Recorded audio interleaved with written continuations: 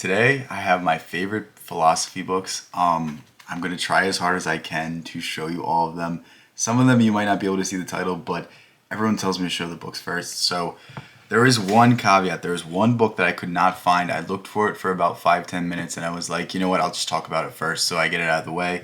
That is Plato's Apology. Plato's Apology is around 20 pages long and it's about the death of Socrates. And basically what it is it's not even the circumstances leading up to it, it's the trial. And there are a few key takeaways from the trial of Socrates. And overall, the death of Socrates is seen as almost the crucifixion for a Christian.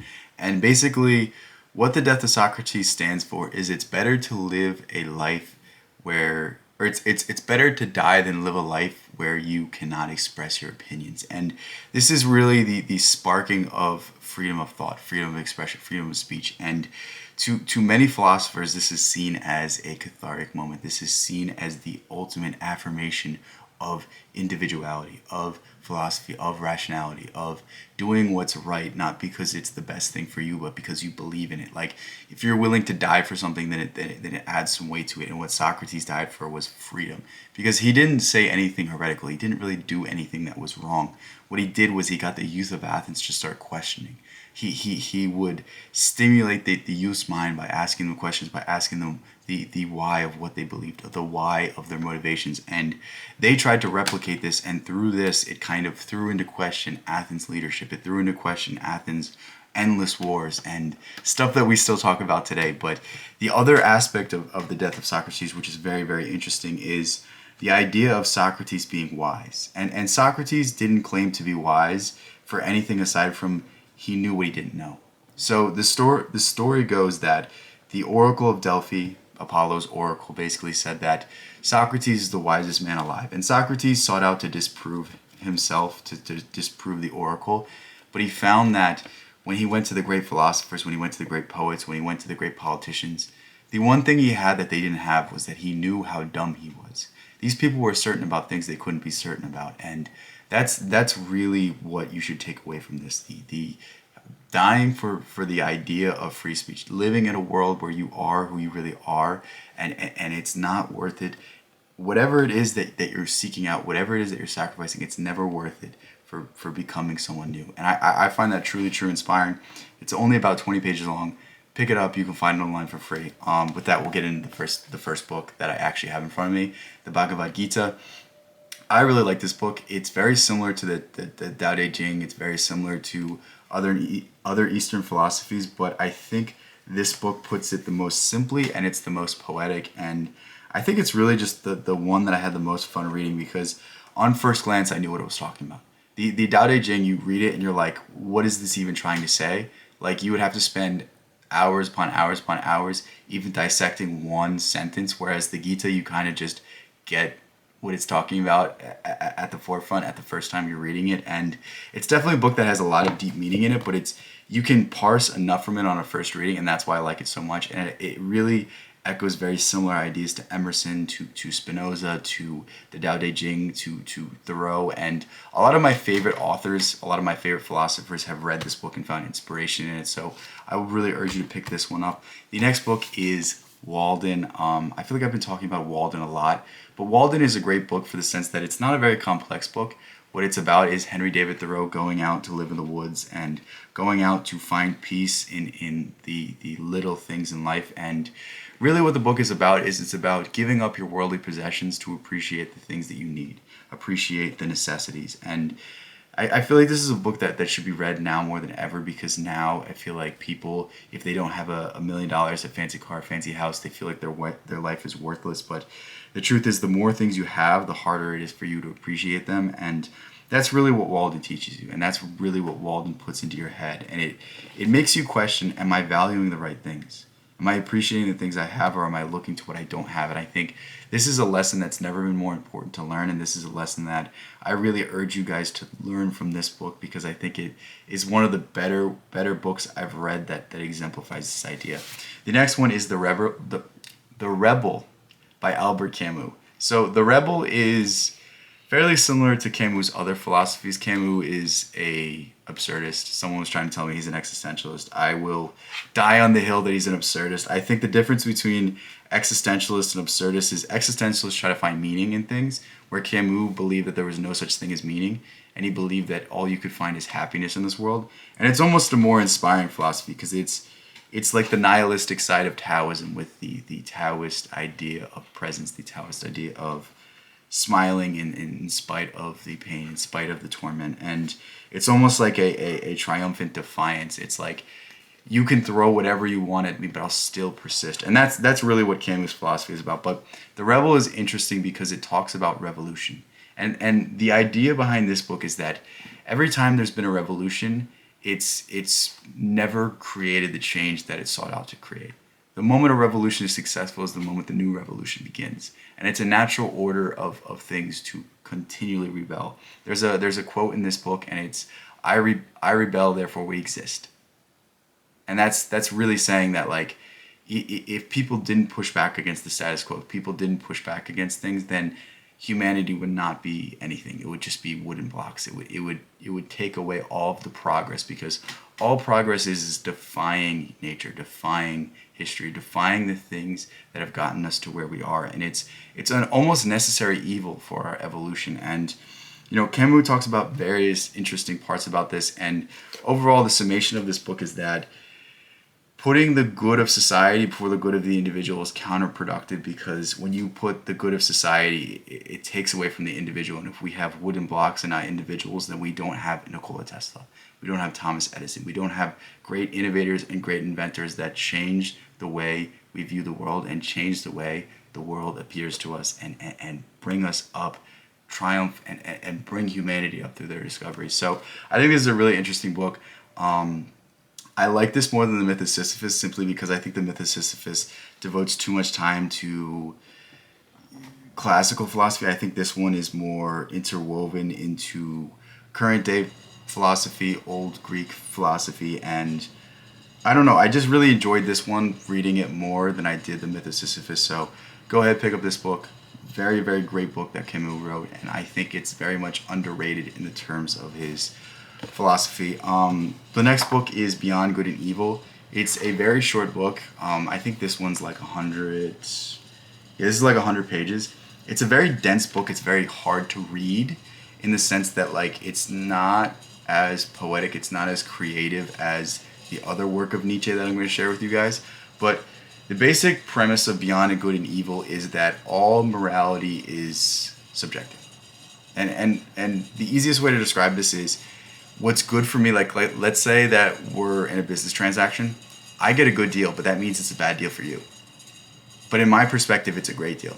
But in yours, it's a failure. In yours, you might end up losing money on it. And that's really what Nietzsche is saying. It's like, these ideas of good and evil are not quite precise, and beauty is in the eye of the beholder. And what he sets out to do in this book is destroy classical philosophy, destroy rigid ideologies, destroy things that are limiting humanity. And some of his most staunch criticisms of Christianity, some of his most staunch criticisms of, political systems and systems of control are in this book. And I think it's a great work, but I would just say it's not as exciting as his other works. And I think it's more depressive. It's not as inspiring as The Gay Science. It's not as inspiring as Thus Spoke Zarathustra. But I think this is a very, very interesting book, because it will break down philosophy, it will break down philosophers and people that we hold in high esteem to such a strong degree that you don't even want to even consider their ideas anymore. And I think Nietzsche was someone that was deeply, deeply, deeply challenged and deeply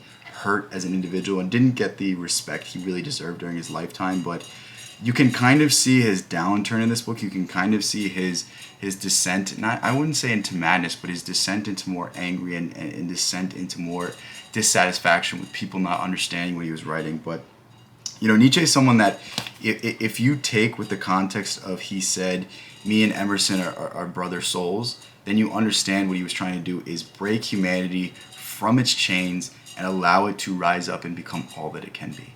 And basically what I mean by this is that Nietzsche was trying to break all of our limitations. Like, if we tend to copy the past, all we can do is be a carbon copy of the past. And being a carbon copy of something that has already came is not a great achievement.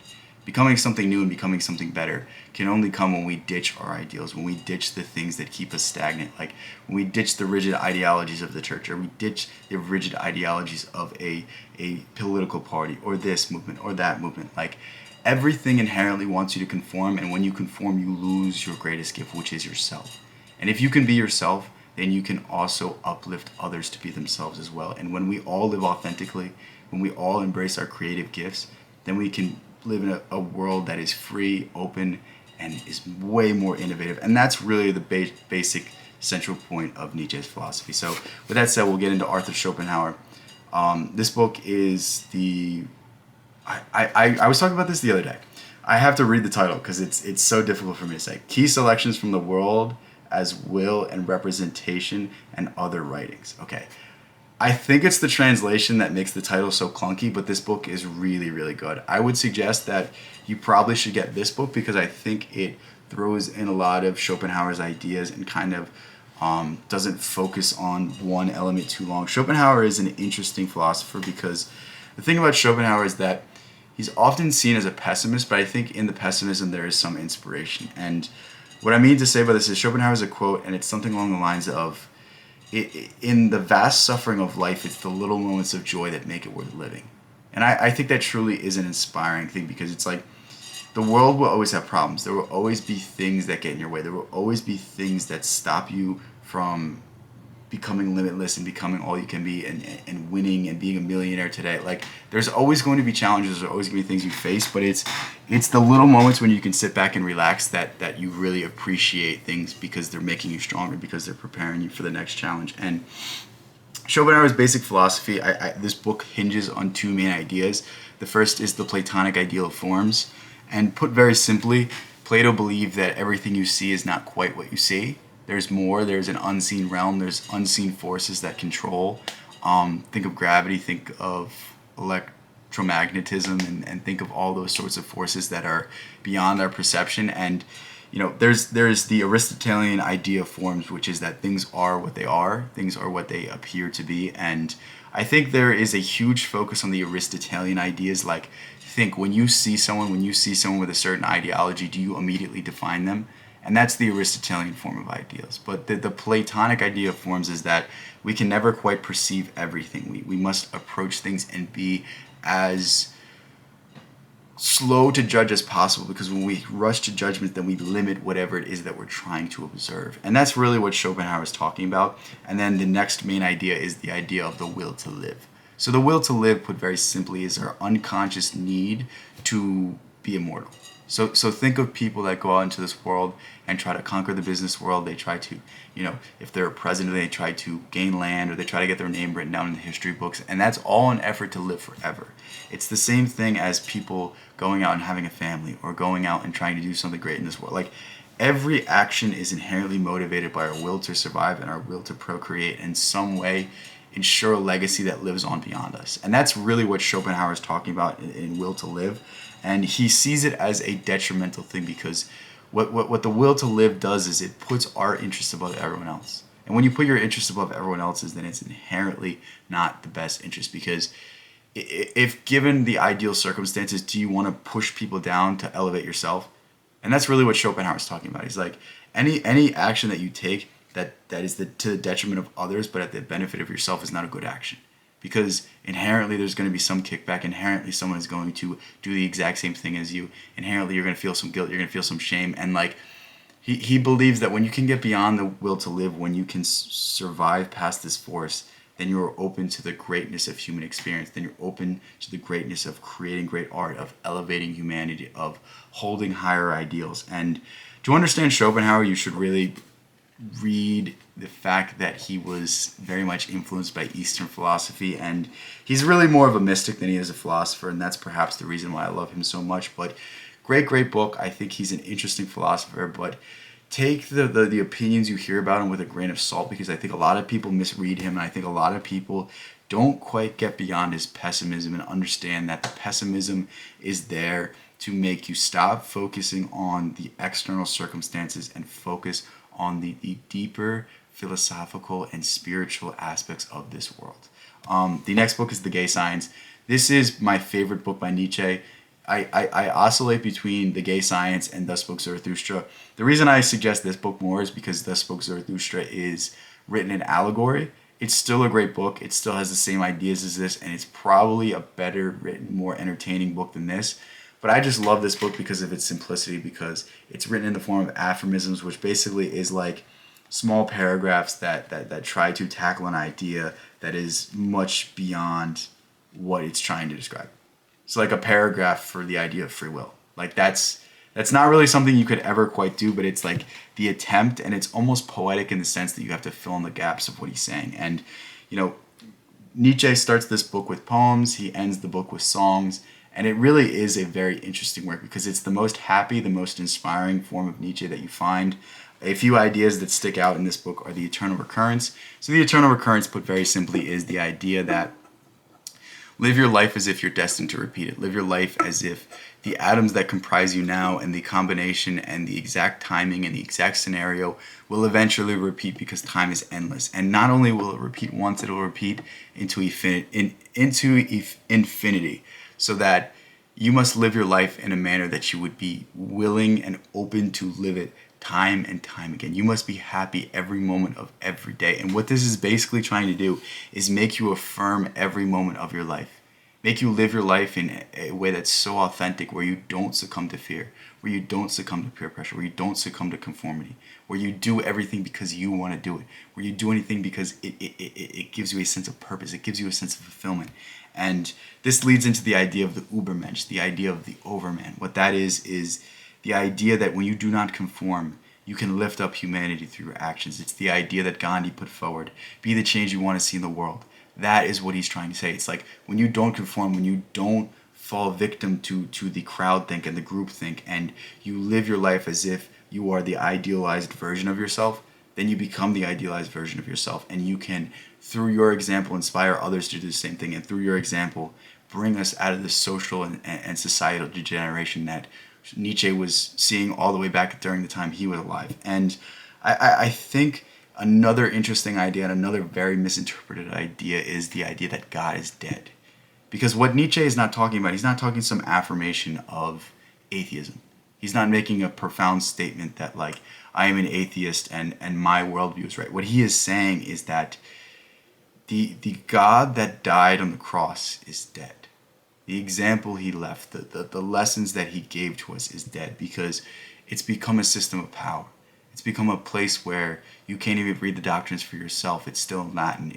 You still have to go to a priest to converse with God. Meanwhile, the Bible says the kingdom of heaven is within you. Jesus says in the Bible, you can do everything I can do. And it's like the lack of focus on the actual metaphysical and actual philosophical examples, and the focus on you must do this, you must give this amount of money, you must go to church every Sunday, instead of being like, live like Christ.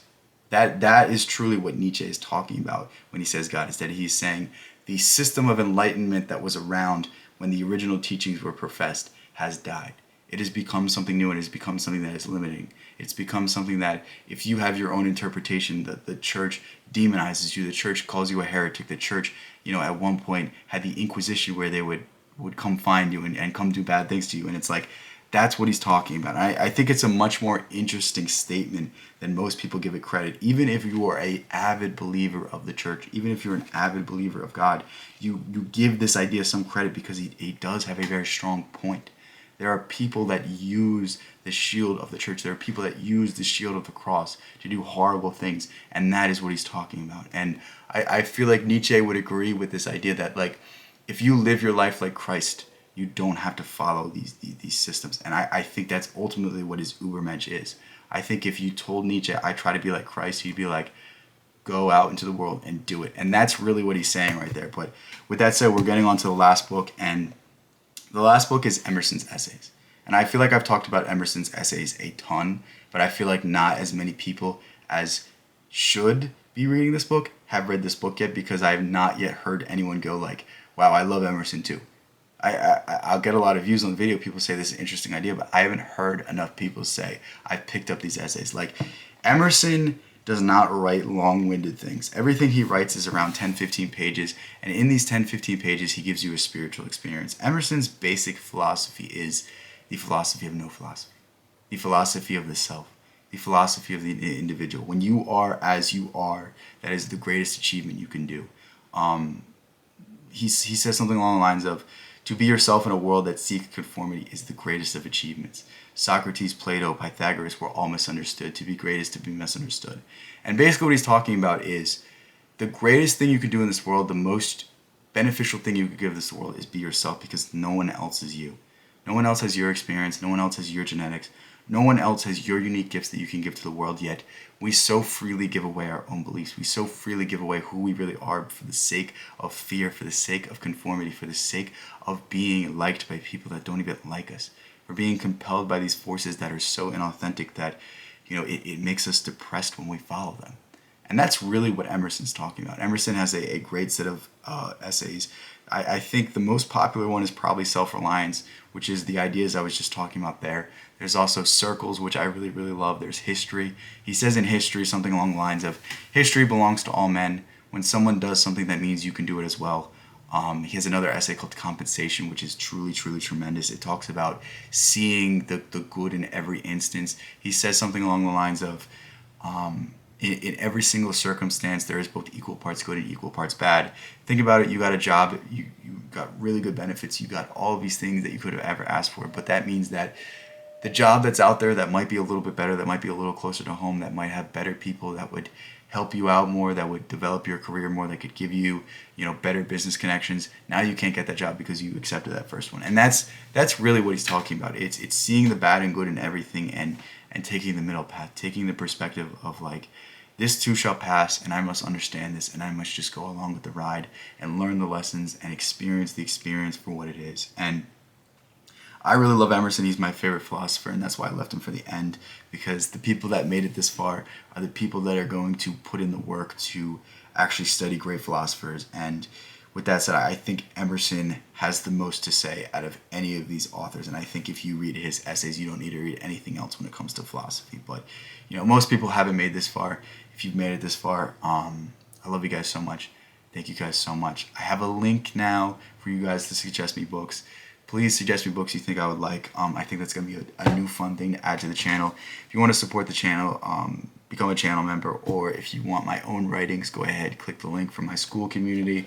That's where I write either poems every day or little short aphorisms, or I add more full-length things. I'm slowly trying to put together like a comprehensive book, but right now I haven't found an idea that I'm super motivated to write hundreds of pages behind, but the book is coming soon. Don't worry, it'll be here before you guys think, and that's gonna be the next thing I work to. But with that said, I love you guys so much. Thank you guys so much. The growth of the channel recently has been so crazy and so insane that I have nothing to say except thank you. And if you want to do something, go do it. Like I've been told thousands of times, I've been laughed at by everyone that I know in my life for wanting to do this, but I'm finally starting to turn the corner, and things are finally starting to go as I've always wanted them to. And just use this as an example. Use this as a example of the perseverance, what happens if you fail thousands of times but never give up. Because that's what I've done. That's what I'm going to continue to do. I'm still going to fail. I'm still going to mess up. I'm still going to make poor decisions and poor business decisions, but that doesn't mean you give up. The only time you lose is when you give up. If you keep trying and trying and trying, and you keep learning and learning and learning, eventually things will go as planned. Eventually things will happen. Eventually things will work. And just focus on the end. Feel like you're already worthy of it, and fall in love with the journey. Like right now, I'm just happy that I'm doing this. Right now, I'm just happy that I'm talking about books I love, and I'm happy that anyone wants to pay attention to them. So, if that's all it is, that's all it is. I don't care. I love doing this, and I'm going to keep doing this every day. And I want you to do the same with the things that you want in your life. I love you guys so much. Peace out. I will catch you in the next one.